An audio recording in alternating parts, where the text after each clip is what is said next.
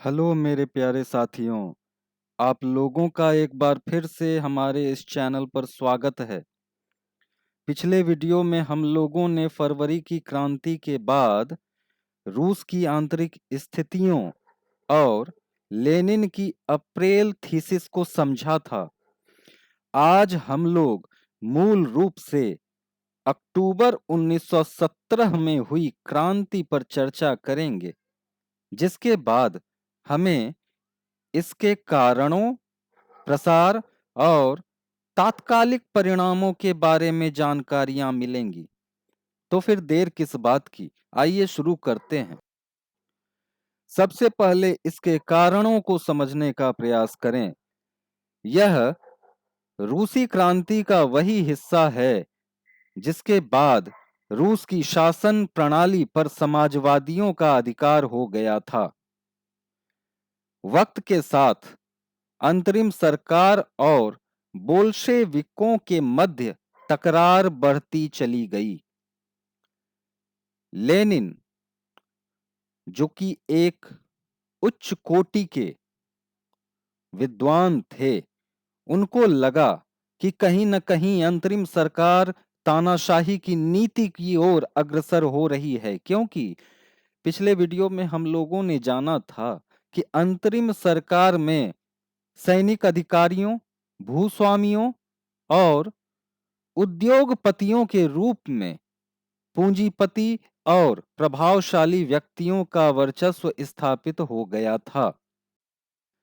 सितंबर में लेनिन ने सरकार के विरुद्ध विद्रोह के संबंध में अपने लोगों के साथ चर्चा करना आरंभ कर दिया था। साथ ही साथ सेना और फैक्ट्री सोवियतों में उपस्थित बोल्शेविकों को इकट्ठा कर लिया। 16 अक्टूबर 1917 को लेनिन ने पेट्रोग्राद सोवियत और बोल्शेविक पार्टी को सत्ता पर कब्जा करने के लिए राजी कर लिया। दूसरी तरफ लियोन ट्राटस्की के नेतृत्व में सोवियत की ओर से एक सैनिक क्रांतिकारी समिति का निर्माण किया गया।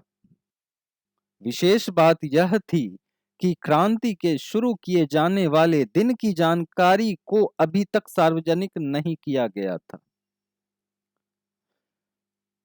आइए अब अक्टूबर 1917 की क्रांति को समझते हैं।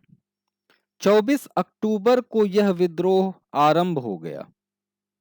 संकट की आशंका को देखते हुए प्रधानमंत्री केरेंस्की ने सैनिक टुकड़ियों को जमा करने का निर्णय लिया और वो शहर से इसी उद्देश्य की पूर्ति के लिए बाहर गए,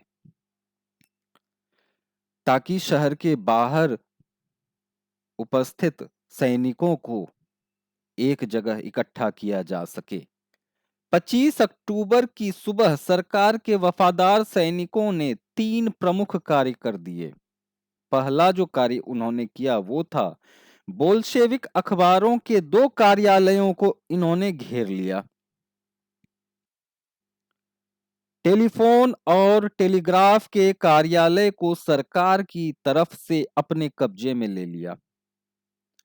विंटर पैलेस को सुरक्षित किया, अर्थात विंटर पैलेस के चारों तरफ उपस्थित होकर विंटर पैलेस, चूंकि शासक जार का महल हुआ करता था, उसको इन्होंने सुरक्षा प्रदान की। जवाब में क्रांतिकारी समितियों ने भी सरकारी दफ्तरों को कब्जे में लेने और मंत्रियों को गिरफ्तार करने के आदेश अपने समर्थकों को दे दिए। क्रांतिकारियों ने औरोरा नामक युद्धपोत से विंटर पैलेस पर बमबारी आरंभ कर दी। अन्य युद्धपोतों ने नेवा नदी के रास्ते अन्य सैनिक ठिकानों को अपने कब्जे में ले लिया। शाम होते होते पूरा शहर क्रांतिकारी समिति के नियंत्रण में आ चुका था और सभी अंतरिम सरकार के सभी मंत्री आत्मसमर्पण कर चुके थे। क्रांति के कुछ तात्कालिक परिणाम थे। दूरगामी प्रभावों को भी हम समझेंगे, लेकिन तात्कालिक परिणाम को समझना जरूरी है।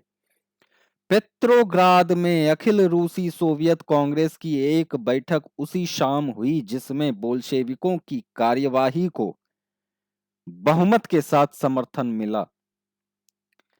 अन्य शहरों में भी पेट्रोग्राद के अनुसरण स्वरूप बगावतें हुईं।